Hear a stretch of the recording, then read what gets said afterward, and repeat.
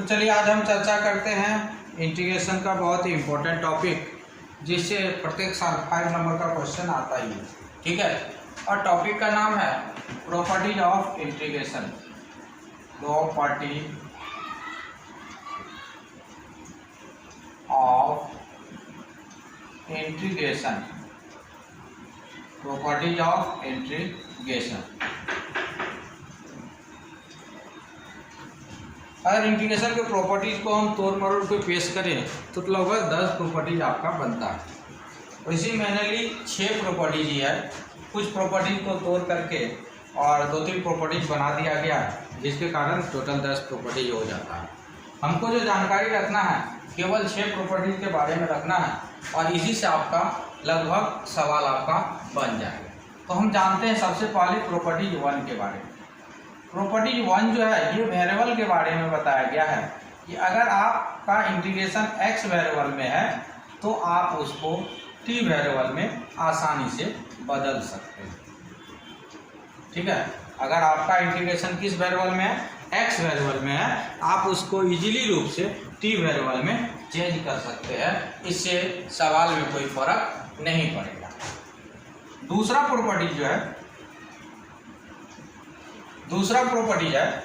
Properties आपका ये है कि अगर लिमिट a से b तक है, यानी कि लिमिट चेंज करने वाला, अगर आपको ज़रूरत पड़ता है कि लिमिट बदलें तो उसके लिए दूसरा प्रॉपर्टीज का उपयोग कर सकते हैं। इसमें होता क्या है कि जैसे हम लिमिट चेंज करते हैं, यानी कि अपर लोअर लिमिट को आपस में बदल देते हैं। जैसे यहाँ लोअर लिमिट a था, अपर लिमिट क्या था, b। यहाँ देखिए लोअर को b कर दिए और अपर को क्या कर दिए, a कर दिए। तो इंटीग्रेशन का चिन्ह बदल जाएगा, ये प्लस में था अब किस में आ जाएगा, आपका माइनस में। ये दूसरा प्रॉपर्टी है। ठीक है, इसके बाद तीसरा प्रॉपर्टी आता है प्रॉपर्टीज 3। तो 3 प्रॉपर्टी के बारे में अगर आप जानिएगा, 3 प्रॉपर्टीज है a से b तक f(x) dx। ये प्रॉपर्टी ये कहता है कि दोनों का लिमिट को आप ऐड कर दें, दोनों का लिमिट ऐड कर दें, a और b को क्या कर दें, ऐड कर दें, तो a प्लस b और माइनस x dx। ये है आपका। ठीक है, और उसके बाद आपका आता है प्रॉपर्टीज 4। तो 4 के बारे में भी जान लीजिए, a से b f(x) dx। इसको हम क्या कर लेते हैं, a से c f(x) dx, और दूसरा इंटीग्रेशन c से a b f(x) dx हो जाता है। इसमें एक चीज़ जरूरी है, c जो है a और b के बीच में होना चाहिए। c हमेशा a और b के क्या होना चाहिए, बीच में होना चाहिए, तभी टूटता है, अदरवाइज ये नहीं टूटेगा।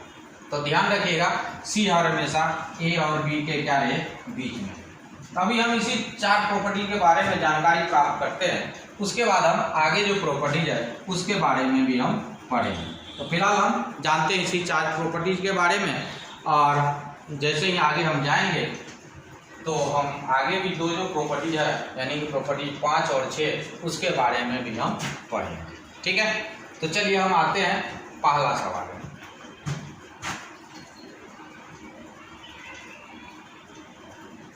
सवाल है 0 से π/2 तक cos² dx। और अगर आप जानना चाहें तो पहला और दूसरा प्रॉपर्टी है ही नहीं, ये सिर्फ आपको कहीं सवाल में आपको वेरिएबल को बदलना पड़े आपको, तब आप इसका उपयोग कर सकते हैं, या यहाँ पे अगर लिमिट का प्रयोग करना होता है तब हम उसका प्रयोग कर सकते हैं, लिमिट बदलना रहता है। अब जो होता है मेनली प्रॉपर्टीज स्टार्ट होता है प्रॉपर्टीज 3 से। अब प्रॉपर्टी 3 में अगर हम आए तो इसमें अगर कंपैरिजन करते हैं इस सवाल में और इस सवाल में, तो यहाँ देखो a के जगह जिसमें है क्या आया है 0, और b के जगह क्या आया है π/2। तो यहाँ लिख देंगे हम है यार a बराबर 0 और b बराबर कितना आया है π/2। b बराबर कितना हो गया, π/2। अब लिखेंगे बाय प्रॉपर्टी। कौन सा property? 3 number property. 3 number property को हम लिख लेते हैं यहाँ पे। 3 नंबर प्रॉपर्टी है ए से B F X D X, A से B F X D X. तो बराबर क्या हो जाता है? ए से B F A plus B minus X D X. तो अगर इस प्रॉपर्टी का हम उपयोग करें, उपयोग करने का मतलब इसमें ए और बी का वैल्यू अगर हम बैठा दें तो देखिए क्या आता है। यहाँ ए का वैल्यू कितना है? 0 है, 0 बैठाएं। बी का वैल्यू कितना है? π/2 है, π/2 बैठाएं। यहाँ x तो x ही रहेगा। तो फाइनली रूप से यहाँ क्या आ रहा है? अगर हम यहाँ वैल्यू बैठा दें तो यहाँ देखिए क्या आता है? ए से बी एफ ए का वैल्यू 0 है और बी का वैल्यू π/2 है और माइनस क्या हो गया? x। यानी कि ये फाइनली आंसर इसका आ रहा है π/2 माइनस एक्स। तो ये आपको रफ में करके देख लेना है कि हल करने के बाद हमको क्या है। तो यहाँ हमको आ रहा है π/2 माइनस एक्स। तो जो भी आएगा उसको आप नोट कर लीजिएगा, वो चीज़ आप अपने ध्यान में बैठा लीजिएगा कि आपका वैल्यू प्रॉपर्टी लगाने के बाद क्या आएगा। और जो भी मान आएगा वो मान आप समीकरण 1 जो है यहाँ पे आप इसको समीकरण 1 मान लीजिएगा, उसमें बैठा दीजिएगा। किसके जगह बैठाना है? x के जगह। जहाँ x है वहाँ बैठाना है। देखिए यहाँ पे x है ना, इस x को यहाँ से हटा देना है और हटाने के बाद जो प्रॉपर्टी लगा के वैल्यू आया है वही वैल्यू हम यहाँ पे क्या कर देंगे? बैठा देंगे। यहाँ हो जाएगा cos square π/2 minus X D X. अब बताइए π/2 पे तो आपको पता ही है कोई भी त्रिकोणमिति π/2 पे चेंज हो जाता है। तो यहाँ से हो गया 0 से कहाँ तक? π/2 तक। ये cos है तो ये हो जाएगा sin square x D x. इसको हम इक्वेशन क्या मान लिए? फर्स्ट मान लिए। क्या मान लिए इसको हम? Equation first. ये फर्स्ट मानने के बाद आप इस दोनों समीकरण को क्या कर दीजिएगा? ऐड कर दीजिएगा। जैसे ये पहला समीकरण है और ये क्या आपका दूसरा समीकरण है, दोनों समीकरण को क्या कर दीजिएगा? ऐड कर दीजिएगा। यहाँ लिखिएगा बाय फर्स्ट प्लस क्या सेकेंड। तो इस पहला समीकरण में देखिए इस LHS में क्या आई है, इसमें भी LHS में क्या है? आई है। तो आई प्लस आई कितना हो गया? 2i हो जाएगा यहाँ पे। और इधर जो लिमिट है 0 से कहाँ तक? π/2 तक। π/2 तक लिखे। इसमें देखिए क्या है? cos square. इसमें देखिए क्या है? sin square. तो cos square x plus sin square x D x. आप जानते हैं cos square plus sin square कितना होता है? 1 होता है। तो 0 से π/2 तक 1 dx। 1 का इंटीग्रेशन क्या होता है? x होता है। x लिख दिए और यहाँ नीचे वाला लिमिट 0 डाल दिए, ऊपर वाला कितना डाल दिए हम? π/2। नीचे वाला मतलब लोअर लिमिट 0, अपर लिमिट कितना है? π/2। तो π/2 डाल दिए। अब आप जानते ही हैं इसका वैल्यूशन निकालने के लिए एक बार अपर ऊपर वाला लिखेंगे π/2 माइनस 0, यानी कि 2i बराबर क्या हो गया आपका? π/2। i बराबर आपका आ गया π/4। यही आपका फाइनल आंसर हो गया। ठीक है, तो ये आपका फाइनल आंसर हो गया। अभी आपको सिर्फ प्रॉपर्टी 3 याद रखना है। हम 4 के बारे में बाद में चर्चा करेंगे। तो 3 नंबर प्रॉपर्टी को आपको ध्यान से याद रखना है। अभी जो भी क्वेश्चन हम चर्चा करेंगे वो प्रॉपर्टी 3 पर ही चर्चा करेंगे। 4 के बारे में हम बाद में चर्चा करेंगे। और आपको पता कैसे चलेगा कि 4 लगेगा या 3 लगेगा या 5 लगेगा या 6 लगेगा, इसके बारे में हम बताएंगे। थोड़ा सा टाइम लगेगा, धीरे धीरे हम सब चीज़ के बारे में चर्चा करेंगे। तो चलिए हम अगला क्वेश्चन में आते हैं। इसी पर आधारित नेक्स्ट क्वेश्चन में आते हैं जो प्रॉपर्टी 3 पर आधारित है। पहले हम 3 का पूर्ण रूपेण चर्चा कर लेते हैं, उसके बाद हम 4 में भी जाएंगे। और जैसे हम बारी बारी से सभी प्रॉपर्टीज को बता देंगे, आपको खुद पता चल जाएगा किस सवाल में कौन सा प्रॉपर्टी लगने वाला है। ठीक है, तो चलिए हम दूसरा सवाल में आते हैं। तो दूसरा सवाल हम लेते हैं। दूसरा सवाल i बराबर दिया हुआ है 0 से कहाँ तक? π/2 तक sin qx by sin qx plus cos qx dx। ये property number 1। Sine cube x plus cos cube x dx। अब इस क्वेश्चन में देखें तो यहाँ पे a का वैल्यू कितना है, a का वैल्यू 0 है, b का वैल्यू कितना है, b का वैल्यू है π/2। तो बाय प्रॉपर्टी, कौन सा प्रॉपर्टी, a से b fx dx बराबर a से b f a plus b minus x dx। तो पहले ही हम बता चुके हैं a और b का वैल्यू बैठा करके आप एक बार चेक कर लीजिएगा आपको कौन सा वैल्यू x के जगह बैठाना है। तो a का वैल्यू 0 है, अगर हम यहाँ बैठाते भी यहाँ हो जाएगा f 0 π/2 और यहाँ हो जाएगा माइनस एक्स, यानी कि फाइनली ये आ गया π/2 माइनस एक्स। फाइनली क्या आ गया, ये π/2 माइनस एक्स। तो शुरुआत में ही बता चुके थे ये π/2 माइनस एक्स कहाँ पे लिखा जाएगा, सवाल में जहाँ x है वहीं पे ये लिखा जाएगा। तो सवाल में अगर हम x का चर्चा करें तो एक x यहाँ पे है, एक x यहाँ पे है और एक x मेरा यहाँ पे है।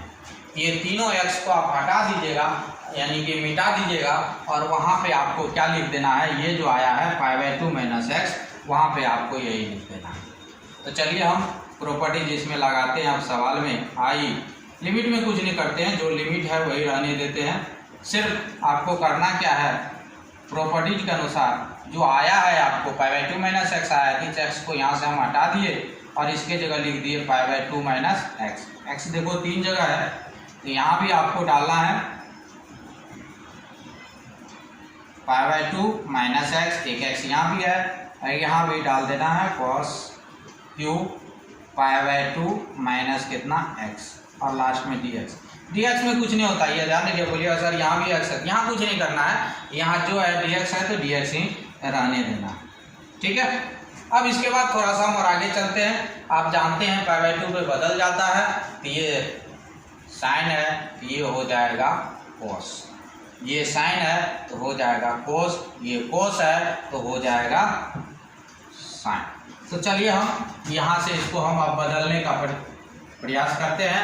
ये हो गया 0 से कहाँ तक, π/2 तक। ऊपर में देखिए क्या है, साइन है, ये हो जाएगा cos क्यूब एक्स। नीचे क्या है, cos है, सॉरी साइन है, ये भी हो जाएगा cos क्यूब एक्स और ये आपका cos है तो ये हो जाएगा आपका साइन क्यूब एक्स dx। थोड़ा सा और आगे बढ़े, आई बराबर 0 से कहाँ तक हो गया, π/2 तक। ये हो गया cos क्यूब एक्स बाय, इसको पलट के लिख दीजिए तो यहाँ से हो जाएगा sign cube x plus cos cube x dx। अब तो इसको कुछ नहीं कर सकते हैं, तो इसको हम मान लिए समीकरण 2। अब इसके बाद क्या करना है कि जैसे पिछला क्वेश्चन में पढ़े थे उसी तरह से इस क्वेश्चन में भी आपको क्या करना है, दोनों को जोड़ देना है। यहाँ लिखेंगे बाय फर्स्ट प्लस सेकेंड, यानी हिंदी में लिखना चाहते हैं तो समीकरण 1 और समीकरण 2 को जोड़ने पर। अब LHS को पहले जोड़िए, LHS इसमें आई है, इसमें क्या है आई है, आई प्लस आई क्या हो गया 2i और इंटीग्रेशन का चिन्ह दे दीजिएगा जो है 0 से कहाँ तक π/2। अब इसको जब जोड़िएगा इसमें देखिए इसका हर और इसका हर सेम, इसका हर और इसका हर सेम। यहाँ पे देखिए हम बदल दिए, साइन को पहले लिख दीजिए, कोस को बाद में लिखिए, जोड़ में ऐसा लिख सकते हैं हम, इसीलिए लिख दिए। इसका हर और इसका हर क्या है, सेम है। चूंकि ये भिन्न का जोड़ है तो देखना पड़ेगा क्या हर सेम है कि नहीं। अगर हर सेम है तो सिर्फ अंश को जोड़ दीजिए, हर में जो है वही लिख दीजिए। अंश में क्या है इसका अंश में है साइन क्यूब एक्स, इसका अंश में क्या है कॉस क्यूब एक्स dx और ये आपका कट गया क्योंकि नीचे भी वही है। यहाँ पे एक बार फिर से समझ लीजिए, हर देखिए इसका भी ये है, इसका भी वही है, दोनों का हर सेम है। अगर किसी भी भिन्न का हर सेम है तो अंश को जोड़ करके बटे हर लिख दें, वही इसका जोड़ हो जाता है। तो ये आपका हो गया, कट गया। कटने के बाद देखिए अब आपका क्या बच रहा है, यहाँ बच रहा है 1 dx। 1 का इंटीग्रेशन क्या होता है, 1 का इंटीग्रेशन x होता है 0 से कहाँ तक π/2 तक।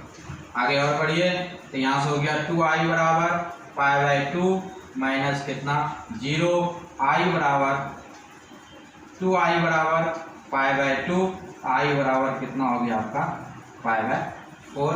ये आंसर हो गया। एक बात ध्यान रखिए, इस टाइप का सवाल जब भी आता है उसमें पावर कोई मायने नहीं रखता है। पावर आपका 3 रहे, 4 रहे, 5 रहे, कुछ भी रहे, फाइनली आंसर आपका π/4 ही आता है। अगर रूट भी दे देता है तो रूट से देखिए कोई फर्क नहीं पड़ेगा। अगर रूट है तो यहाँ भी रूट, यहाँ भी रूट आएगा, यहाँ भी रूट, यहाँ भी रूट, फिर भी कटिए जाएगा।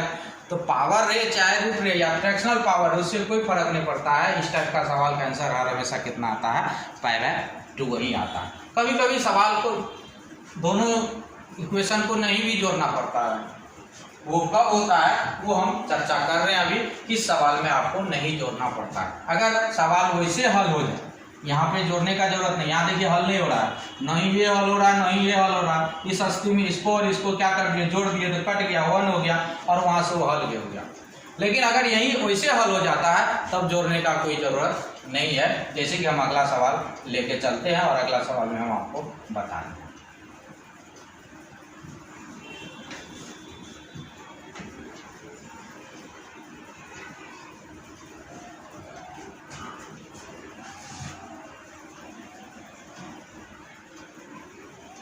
देखिए नेक्स्ट सवाल है 0 से कहाँ तक 1 तक। 0 से कहाँ तक 1 तक। x इंटू 1 माइनस एक्स और पावर n dx। तो इस सवाल को अगर आप थोड़ा सा गौर से देखिएगा तो इसमें a का वैल्यू कितना है, a का वैल्यू है 0, b का वैल्यू क्या है 1 है। तो बाय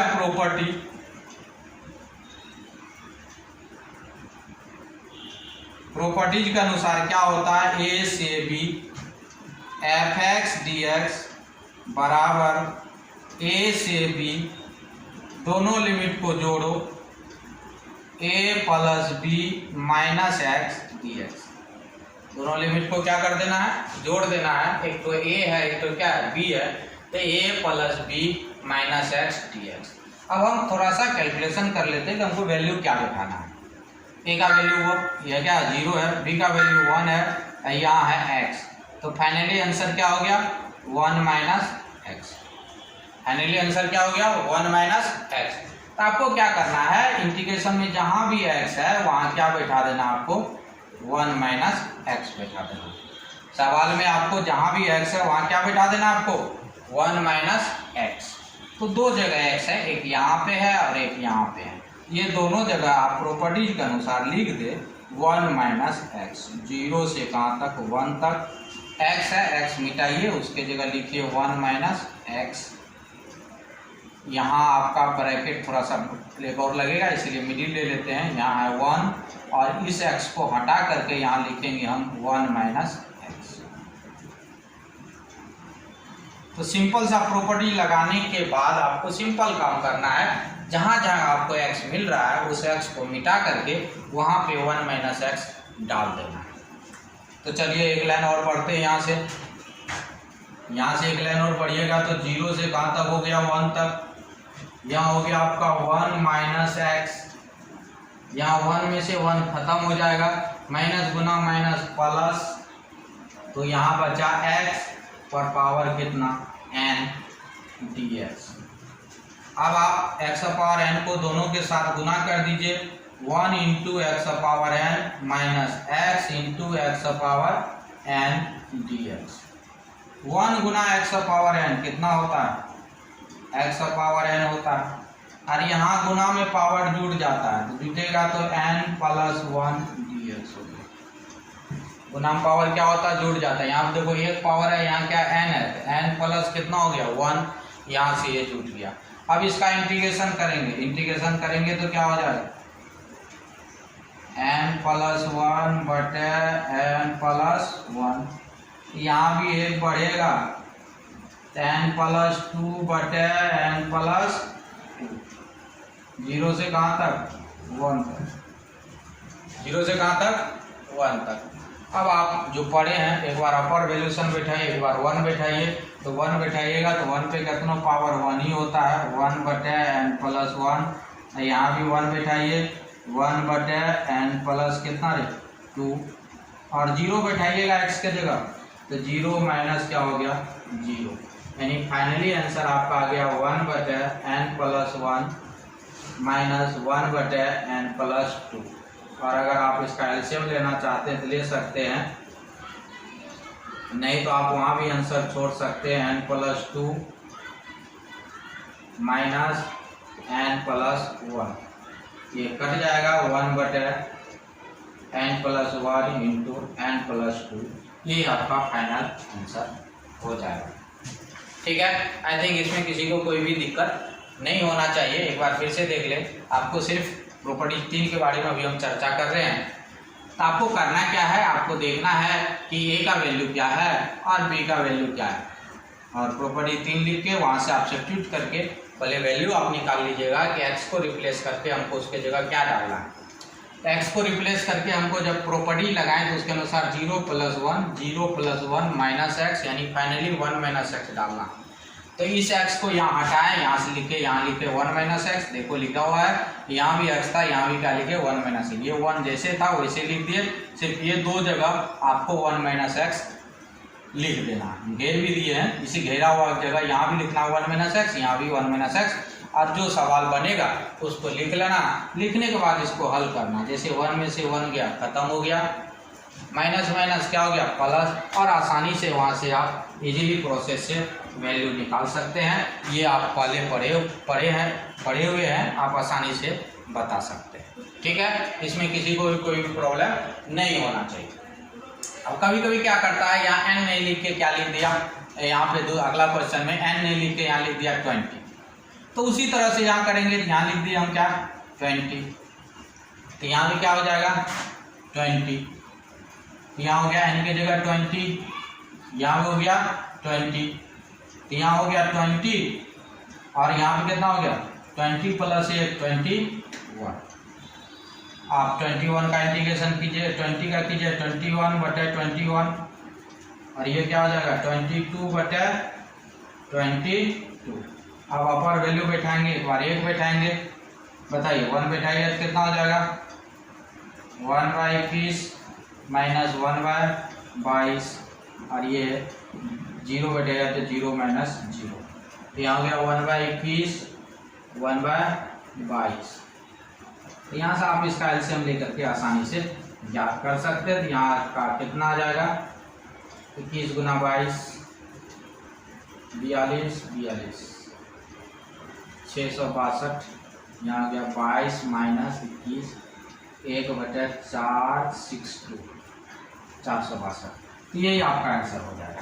ठीक है, तो इस प्रकार से आप प्रॉपर्टी 3 के बारे में जाने, और आगे जो है प्रॉपर्टी 4 के बारे में नेक्स्ट वीडियो में हम जानेंगे। फिलहाल प्रॉपर्टी 3 पर आधारित जो भी सवाल है आपके बुक में या क्वेश्चन बैंक में जो भी सवाल आ रहा है आप उसको बना सकते हैं, और ज़्यादातर क्वेश्चन जो है 5 नंबरिया में प्रॉपर्टी 3 पर ही पूछा जाता है, इसीलिए आप इसको एक बार ढंग से देख लीजिएगा। और जो भी दिक्कत होगा कमेंट बॉक्स में आप कमेंट कर सकते हैं, ताकि हम अगला वीडियो में इसको हम फिर से बताने का प्रयास करेंगे, ताकि आप आसानी से समझ सकें। ठीक है, थैंक यू, धन्यवाद।